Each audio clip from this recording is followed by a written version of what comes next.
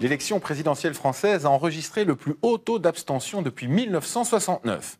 Il est donc clair que bon nombre d'électeurs français sont totalement désabusés par le monde politique et il en va de même chez nous. Mais la méfiance touche aussi les médias, le monde des affaires et bien sûr le fameux système. Dans son enquête « Peut-on vivre en dehors du système ?», Santo Sevilla va vous faire rencontrer des personnes qui ont décidé de tout plaquer pour vivre autrement en marge de la société. Un temps magnifique, tout est calme et volupté.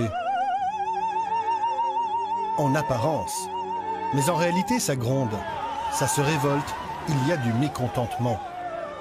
Entre les grèves et les nombreuses manifestations, il semblerait que quelque chose ne tourne plus rond chez nous. Du moins, c'est le sentiment d'une partie de la population qui doute du monde politique, des banques, du système. Pour moi, ce qui cloche dans ce système, c'est cette idée de pensée dominante, en fait, où on se retrouve un peu dans une sorte... On ne présente qu'une forme de pensée qui devient un peu unique du capitaliste. Il n'y a que ça qui peut exister. Le système, c'est ce qui encadre notre vie de tous les jours. Ses piliers sont la politique. Personnellement, les politiciens, moi, je leur fais pas confiance. L'économie. L'argent est un peu un instrument de corruption. À certains moments, ça a été l'instrument du diable, ça a été l'ennemi numéro 1. Les médias. Quand je vois certains programmes qui passent sur des chaînes publiques de différents pays, je suis atterré de voir à la fois le manque de fonds, c'est un nivellement par le bas, et c'est prendre les gens pour des cons et les habituer à être cons. Le système, c'est aussi l'éducation, la santé et la justice. Le constat chez certains est toujours le même. Le système est corrompu et sale, et j'espère qu'un jour, ça changera. Pas mal de personnes en ont marre, et certains en ont tellement marre qu'ils quittent tout. Ils veulent sortir du système. Peut-on vivre en dehors du système? C'est la question que nous nous sommes posée. Chercher l'oiseau rare, trouver les personnes qui vivent hors système n'est pas une mince affaire, car ils ne veulent pas du système et donc de nous, les médias. Après pas mal de négociations, nous en avons trouvé quelques-uns. Pas besoin d'aller à l'autre bout du monde pour trouver un mode de vie différent. En Wallonie, près de Rochefort, il y a des gens qui vivent dans les bois. Ils semblent vivre en dehors de tout. Sophie, Benjamin et leurs enfants vivent ici depuis 4 ans. Issus de bonnes familles du Brabant wallon et de Bruxelles, ils ont tout quitté pour vivre plus simplement. Ils vivent dans une yourte, sans eau, sans gaz ou électricité. Alors ici, on a la salle de jeu des filles, avec tous leurs livres et leurs jeux. Là, il y a notre bureau. Là, il y a notre buanderie. Là, il y a notre salon. Là, on a notre dressing. Notre cuisine. Pour boire, ils vont chercher l'eau potable à la source qui abreuve Rochefort. Ils se nourrissent des produits et de l'agriculture bio. Ils semblent vivre dans un petit paradis, un Éden de simplicité et de bonheur. Mais le système permet-il des modes de vie différents? Ça fait 4 ans, donc 4 ans qu'on est ici, ça fait 4 ans que c'est une lutte permanente. Il n'y a pas 6 mois qui passent sans on a les flics, la région wallonne, les cadastres, les chasseurs. Ils défilent, la DNF, plein de choses, plein de gens, différents organismes qui passent ici pour essayer de nous mettre de la bâton dans les roues en fait. S'il est difficile, voire impossible de se domicilier ici, comment font-ils pour exister officiellement? On n'est pas domicilié ici, On n'est pas domicilié ici, on a trouvé une adresse de référence. C'est un peu embêtant parce que c'est pas près d'ici. Du coup, on a souvent des problèmes avec ça, avec le courrier qui n'arrive pas ou des recommandés. Ça a beaucoup de contraintes. Mais on est dans une démarche aussi de légaliser le projet ici. On fait des demandes pour être accepté, pour régulariser la situation. Voilà, d'avoir nos déchets, des poubelles qui passent devant, le courrier qui arrive, l'adresse, voilà. C'est tous des petits détails qui pour l'instant sont embêtants, mais ça ne nous empêche pas de vivre ici, Ici, ils semblent heureux, comblés par leur mode de vie, malgré toutes les complications administratives, malgré la radicalité de leur choix. Mais on peut se demander si parfois ils regrettent. Non, au contraire. Tous les jours, on se remercie d'avoir fait ce choix. On mange ici sur la table, on regarde autour de nous, on fait... Quelle chance. Quelle chance on a quand même. Et on en est conscient, même encore après 5 ans. En Belgique, il y a près de 8000 personnes qui vivent comme eux. Leur profil social est souvent le même, ils viennent de familles aisées et ont un niveau d'instruction supérieur. En gros, certains vivent du chômage, d'autres d'allocations diverses et variées, ou bien du fruit de la vente de leur production, quelle qu'elle soit. Et parfois, c'est un mélange de toutes ces possibilités. Et le système dans tout ça? Là, on est en train de foncer dans le mur, quoi. Et il faut des gens qui montrent que c'est possible de faire différemment. Moi, personnellement, je trouve que le système est corrompu et sale. Pour moi, le capitalisme, c'est pas une solution à long terme, quoi. Moi, j'aime pas. Et j'espère qu'un jour, ça changera. Gérard Bérébi a écrit un ouvrage avec Raoul Vaneigem, le philosophe belge de la Révolution de mai 68. Se retirer de ce monde, il y a quelque chose de sain quelque part, parce que c'est complètement pourri de tous les côtés. D'un autre côté, on ne peut pas s'empêcher de s'interroger sur la viabilité et la finalité de ce genre d'action. Donc on assiste de plus en plus à des actions individuelles. Et le gros problème qu'il y a dans les révoltes contemporaines, c'est que ça n'arrive pas à s'agréger collectivement pour provoquer quelque chose qui puisse mettre en branle le système en place. Il y a des manières de vivre, des manières d'expérimentation qui ne peuvent être que par définition très très minoritaires. Il y a un danger quand celle-ci se présente comme étant une alternative pour tout le monde. Ça n'a pas de sens. Ça n'a pas de sens pour eux-mêmes parce qu'ils risquent très vite de se casser la gueule. Ou si par hasard ils devaient acquérir une certaine importance, c'est dangereux pour la société dans son ensemble, qui n'a pas besoin de se faire imposer une vision, même si ceux qui la défendent trouvent que c'est la meilleure, etc. Benjamin et Sophie, a priori, ne disent rien imposer à personne, mais vivre simplement, tranquillou. Avant de continuer nos recherches, il reste la question à leur poser. Vivent-ils en dehors du système? Ça va de soi. Nous, on n'essaie pas de rejeter la société, on ne veut pas être des parias, on veut pas... Enfin, pour nous, c'est important aussi que nos enfants aient accès à ces soins de santé, à l'éducation, à tout ce que la société peut offrir de bon, en fait. On avait envie de un peu fuir ce système de consommation abusive en venant vivre plus dans la nature. Aujourd'hui, Sophie, Benjamin et leurs enfants ont déménagé sur un terrain qu'ils ont acheté. Ils continuent à vivre dans la simplicité, entre maisons en terre battue, toilettes sèches et yourtes, mais comme le terrain est à eux, ils peuvent s'y domicilier et exister légalement dans le système. D'autres personnes essaient de sortir du système par une autre voie, celle de la monnaie. À Liège, Éric de Waal va faire ses courses, va au restaurant comme tout le monde, sauf qu'il paie en valeureux, une monnaie locale. Vous payez en valeureux. Ce moyen de paiement serait une solution pour échapper au capitalisme en favorisant le commerce et les activités locales. Alors, ils sont où ces valeureux? Dans mon portefeuille, hein, voilà. Alors, où sont les valeureux? Les voilà. Hop, hop. Alors, voilà, le demi-valeureux. Clin d'œil à nos amis féministes, elles nous ont imposé d'avoir un homme sur le demi, le 1, le 5 et le 10. Voilà. Alors comment ça fonctionne, le valeureux? Écoutez, c'est fort simple. Vous êtes citoyen, vous me dites, moi qui suis de la SBL du Valeureux, je te donne 50 €, moi je vous donne 50 valeureux en échange, et puis vous allez dépenser ces valeureux dans un circuit d'entreprises, de commerce, qui sont choisis pour leur valeur de référence et pour le fait qu'ils pratiquent un emploi qui n'est pas délocalisable, par exemple. Et donc on kidnappe de la valeur et puis on la fait circuler dans une économie choisie sur une base locale. Est-ce qu'on ne pourrait fonctionner qu'avec des valeureux? Absolument pas. C'est une monnaie complémentaire qui ne s'inscrit pas contre l'euro, mais qui vient plutôt en complément de l'euro. Si vous voulez, le constat aujourd'hui, c'est le fruit de mon travail ou l'argent que je reçois. Eh bien, il part dans des grands paniers percés qui sont ceux de la spéculation, des rapports de force internationaux. Alors que moi, je souhaite qu'une partie de l'argent qui me revient, il serve à faire vivre et faire fonctionner l'économie autour de moi. C'est ça qu'on veut faire. Même si cette monnaie est complémentaire, elle reste une monnaie. Mais peut-on aller au-delà d'une simple alternative à l'euro?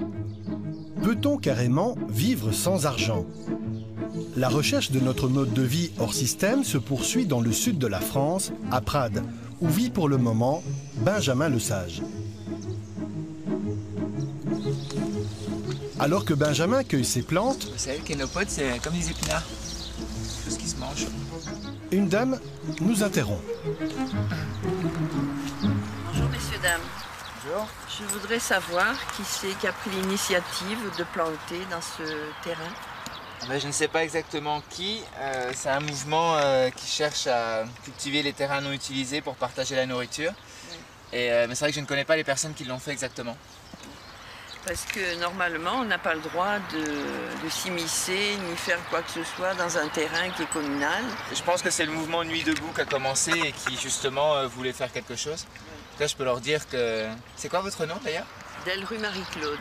D'accord. La déléguée de quartier. Ben, je leur en parlerai et puis je pense qu'ils ne seront pas contre pour en communiquer et demander une autorisation parce que l'initiative est quand même sympathique. Ils ont déjà planté des tomates, je crois. Mais... Oui, des tomates, j'ai vu, oui. Et puis bon, il faut l'arroser. Hein.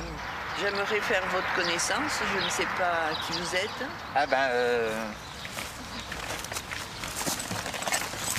Donc, moi c'est Benjamin Lesage, ça c'est Ada.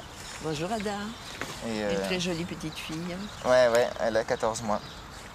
Et c'est vrai que nous on est là parce que j'ai fait un voyage sans argent pendant 5 ans. Et justement pour essayer de promouvoir l'idée de se faire des initiatives, pas exactement comme celle-là, mais sur l'idée de la gratuité et surtout de l'échange, d'essayer de sortir du système financier pour créer des liens et se rendre service. Oui, c'est bien. Son histoire a commencé il y a 6 ans, où il a décidé avec 3 amis de partir en voyage.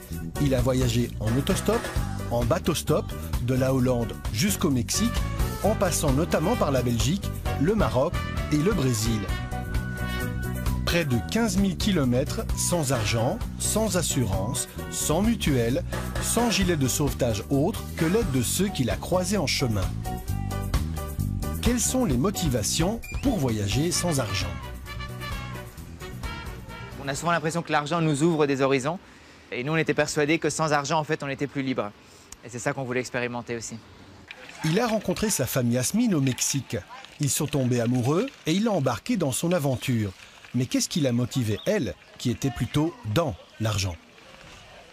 J'étais vraiment dans cette situation où j'avais trouvé un deuxième boulot pour avoir plus d'argent.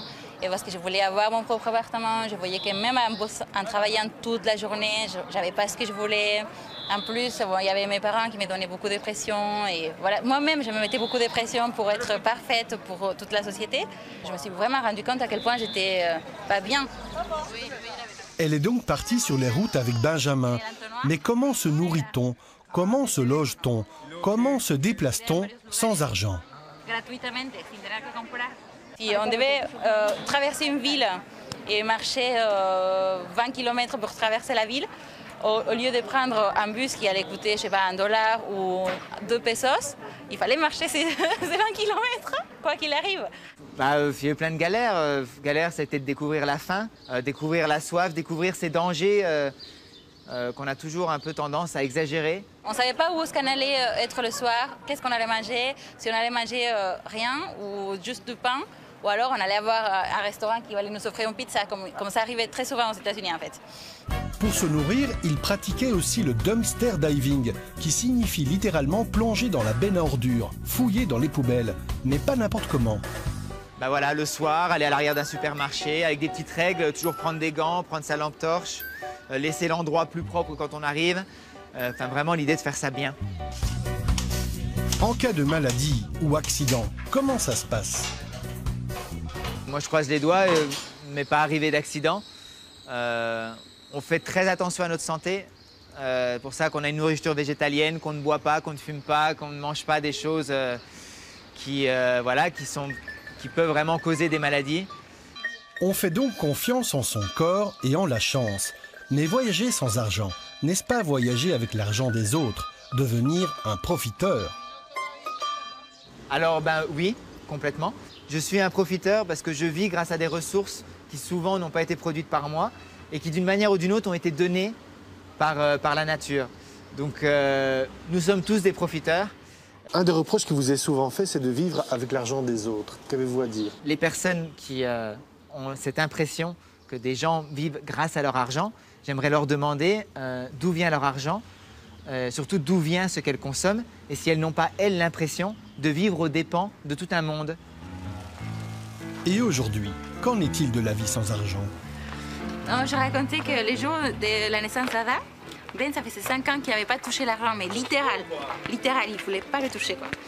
Et donc, il était né, j'étais au lit, donc il a fallu qu'il aille acheter des trucs à la Biocoop parce qu'on ne pouvait rien manger à l'hôpital, c'était dégueulasse. Et donc voilà, tu vois, c'était les jours où je lui donnais l'argent, il a dû aller le chercher, quoi. C'était les premières courses en 5 ans, ouais. Voilà, sa première course en 5 ans. Et là, voilà, quoi, donc j'aurais jamais imaginé... Maintenant, c'est devenu une habitude. J'aurais jamais imaginé que ça se passerait aussi rapidement, mais je pense que c'est pour montrer que la naissance d'un enfant, c'est radical. Ça, c'est vraiment radical. On va dire qu'en France, on ne peut pas avoir de compte bancaire si on veut être assuré. Si, à partir du moment où on a fait le choix d'assurer Yasmine, parce que moi, je ne voulais pas spécialement, mais pour Yasmine, c'était obligatoire, il n'y a pas le choix, il faut un compte bancaire, il faut tout faire, quoi. Donc voilà, on est re-rentré dans le système complètement. Et c'est pas plus mal, finalement. L'argent dont ils disposent aujourd'hui vient d'aides sociales et de petits boulots qu'ils font pour arrondir les fins de mois. Bien qu'ils soient rentrés dans le rang du système, aujourd'hui Yasmine, Benjamin et leur fille Ada sont partis fonder une communauté dans le centre de la France avec le moins d'argent possible, mais dans le système. À ce niveau de nos recherches, nous nous demandons s'il est légal de prendre la poudre d'escampette si la société permet de vivre réellement en dehors des clous. Selon moi, c'est très très difficile, sauf si on veut choisir volontairement, au moins volontairement, pour une sorte de vie sauvage. Mais il est impensable qu'on peut sortir du système. Et de l'autre part, par exemple, créer un business, parce que là, de nouveau, pour participer à la vie économique, il faut de nouveau pouvoir s'identifier, participer au système. Il faut se faire registrer, etc., etc. Le système n'a de raison d'être que de perpétuer son règne et ses intérêts. Il s'acoquine avec vous s'il en a besoin, ou il s'acoquine avec moi s'il en a besoin. Il n'y a pas d'état d'âme et il n'y a pas de morale. Et donc tous ces exemples, les gens qui vivent dans les yourtes, voire même sans argent, se vouaient à... Je ne voudrais pas être un oiseau de mauvais augure. C'est inévitable que ces exemples se multiplient et se radicalisent. D'un autre côté, quand je vois comment ça se passe et comment ça vieillit sur la durée et comment ça a évolué, pour la plupart, il n'y a pas d'issue possible. Il y a des petits îlots. Un de ces îlots, nous allons peut-être le trouver ici, en pleine ville. Car il paraît que pour disparaître du système, c'est plus simple. Au cœur de Bruxelles, pas loin du Palais Royal, un vieux bâtiment administratif est squatté. Serait-ce ici que nous allons trouver notre mode de vie hors système? C'est Réginald Podesta de Walef, un aristo-squatteur, qui nous fait la visite. Eric, qui habite ici, un ancien de la marine marchande. Urian, un de nos fondateurs, qui est en transit ici. Aujourd'hui, tous les étages sont décorés en couleur, ont leur cuisine, ont leur machine à laver, ont leur salle de bain. Alors ici, on a aussi notre cahier pour la réservation des chambres d'amis. Ici, on retrouve l'esprit militant, on voit donc la littérature. Ici, vous voyez tous les petits zines de l'info-kiosque et tous les autocollants militants sur le frigo. Nathan à droite, Fabienne et Claude, et Olivier qui habite ici. On va aller voir Naël, le dernier habitant, et sa maman Pauline. Voilà, on est chez Pauline et Yacine, et Naël aussi maintenant, qui est né il y a 10 jours, 11 jours, 14 jours, 2 semaines. 13 jours. 13 jours. Bonjour Farzad. Welcome my brother. Et donc c'est ici qu'on peut travailler, il y a le plus de luminosité, on est au dernier étage. Et donc il y a plusieurs artistes qui travaillent ici. L'atelier musique aussi, il est au -1, c'est insonorisé. Alors ici, vous êtes combien d'habitants? 65. C'est comme un village? C'est un village, un vrai village, avec chaque étage. C'est un peu comme une rue où on s'organise par étage pour les communs de l'étage. Et on s'organise à la réunion des habitants pour le nettoyage des communs de toute la maison. Voilà. Ici, tout le monde se connaît alors? Oui, tout le monde se connaît. Ouais. Totalement, puisqu'ils doivent être admis. Oui, par les habitants. C'est les habitants votent pour les nouveaux habitants. C'est un squat organisé qui fonctionne en ASBL. Ils ont un accord avec le propriétaire des lieux, qui n'est autre que la région wallonne. Salut, on a fait une paye, tu vois? Voilà. Qu'est-ce que tu deviens? On est en train de constituer une association. Ah ouais? Super. Ici, c'est la permanence squat. Donc, le premier et troisième jeudi du mois de 16h à 17h, on peut venir poser des questions pour savoir comment squatter, comment faire. Donc là, c'est un groupe qui se constitue en ASBL pour faire un peu comme nous, de l'occupation temporaire. Et voilà. Et vous êtes devenus un peu des spécialistes, une référence pour les autres? Oui, on peut dire ça, oui. On est des experts. On a un de nos anciens qui est maintenant expert au niveau du vécu auprès de la ministre Elke Sleurs, par exemple. Comment fait-on pour squatter légalement? C'est simple. Un bâtiment est vide, les squatteurs l'occupent et ils font un accord d'occupation temporaire avec le propriétaire. L'avantage pour lui, c'est qu'il ne paie plus d'amende et de taxes pour immeubles vides le temps qu'il revende le bien ou donne une nouvelle affectation au lieu. Le système fonctionne tellement bien que le squat est victime de son succès. Le SAMU social a fermé il y a un mois pour les célibataires et il a fermé aujourd'hui pour les femmes avec enfants. Et il y a une dame qui est venue avec la fiche technique du 123 qu'elle a reçue au SAMU social et ils lui ont dit qu'aller là-bas, il y avait de la place. La commune nous envoie des gens, tu vois. Mais attends. Et on ne sait pas toujours accueillir tout le monde, malheureusement. L'association pallie au manque du système. Tout comme la société, l'organisation du squat doit réguler les sans-papiers. Les squatteurs aussi doivent le faire, même si ça fait mal. Maintenant, c'est super dur de devoir dire à cette dame avec son enfant d'aller dormir dans la rue, quoi. Parce que c'est ce que j'ai dû faire. Et que c'est horrible à faire, voilà. Tous les jours, 2 personnes partent du squat pour aller chasser le caribou, chercher à manger. Pour se nourrir, quand on n'a pas un rond, on fait de la récup. La récup, c'est aller chercher les invendus du jour dans les grandes surfaces, petits magasins ou marchés. Aujourd'hui, la récolte n'est pas très fructueuse. De retour dans le squat, tout est déposé sur des tables à l'entrée, tout le monde se sert, y compris des personnes qui ne vivent pas dans le squat, et tout part très vite. La plupart des gens sont végétariens. Pour ça, la viande, elle reste tout le temps. Ça va, t'as bien servi? Ouais, c'est bon. Quelle est la jeunesse du projet? Mais comment tout a commencé?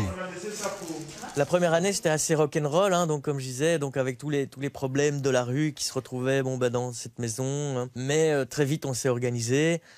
Très vite, on a dû voir avec qui il était possible de vivre ou pas. Donc, on ne pouvait pas vivre avec des dealers, on ne pouvait pas vivre avec des personnes violentes, on ne pouvait pas vivre avec des alcooliques qui ne savaient pas se maîtriser, ou des toxicomanes qui avaient des très très mauvaises fréquentations. Donc très vite, on a aussi dû rétablir la parité homme-femme. C'est un squat, donc pas de loyer, pas de charges? On n'a pas de loyer à payer, et en plus, la moitié de nos charges sont payées par la région wallonne. C'était ça le deal. Et donc les habitants payent une participation aux frais en fonction de leurs revenus. Donc c'est 60, 90, 120. Moi, je paye 120 €. Mais il y a aussi des gens qui ne payent rien. Donc, quelques sans-papiers de la maison qui s'investissent ici, mais qui n'ont pas de revenus, on les prend en solidarité. Pas de loyer à payer. Ils payent la moitié des charges et la nourriture, c'est de la récup. N'ont-ils pas l'impression de profiter du système? On profite du système, mais non. Comme ici, il y a plein de gens qui travaillent. Il y a des étudiants, il y a des pensionnés, des invalides, il y a de tout. Et quand on nous donne quelque chose, on en fait quelque chose de bien. En s'organisant, ils ont créé un système qui dure depuis 10 ans et qui s'est multiplié dans plusieurs squats. C'est un système dans le système, qui plus est financé indirectement par la région wallonne. À ce stade, on peut se demander si toutes ces personnes ne vivent pas sur notre dos, si nous sommes solidaires avec eux, mais que eux ne le sont pas avec nous. Nous sommes solidaires avec eux, mais eux le sont aussi. Nous bénéficions de toutes ces expérimentations sociales, ces monnaies locales, ces manières d'essayer de faire une autre agriculture. Il s'agit chaque fois d'expérimentations sociales qui enrichissent la société, donc il ne faut pas le prendre d'une manière négative. Après les yourtes, la vie sans argent, les squats, on commence à désespérer. Va-t-on dénicher notre perle rare, notre vie qui déborde sur la marge? On a entendu parler d'un endroit pas loin du centre où vivent des gens, isolés de tout, dans les bois. Au bout d'un chemin écarté, un chien nous accueille et juste derrière lui, c'est Rudy. Il vit à l'écart. Bonjour. Ici, sur un terrain entre l'aéroport et le chemin de fer. Alors ici, comment vous faites alors? On produit des légumes pour pouvoir tenir toute l'année. On met en conserve et puis c'est parti. Hein, donc il y a les œufs, les poulets, la chair, il y a les chèvres, il y a les moutons. Donc tout ça aussi, ça permet d'avoir de la viande donc, en cours d'année, hein, surtout pour l'hiver. Ça, c'est pour votre consommation? Entre autres, oui. Qu'est-ce que vous allez en faire? Moi, je vais en consommer une partie, je vais en mettre en conserve. Et puis, il y en a d'autres que, je vais en mettre à certaines personnes. Des gens qui sont dans le besoin, entre autres aussi, oui.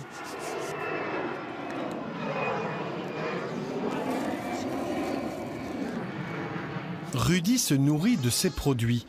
Mais en cas de maladie, comment fait-il pour se soigner? Une bonne alimentation en serait la clé? Oui. C'est la première médecine. Une bonne alimentation, c'est la médecine, c'est une médecine naturelle. Hein. À partir du moment où on commence à mettre, à pulvériser des insecticides, etc., il n'y a plus rien de naturel.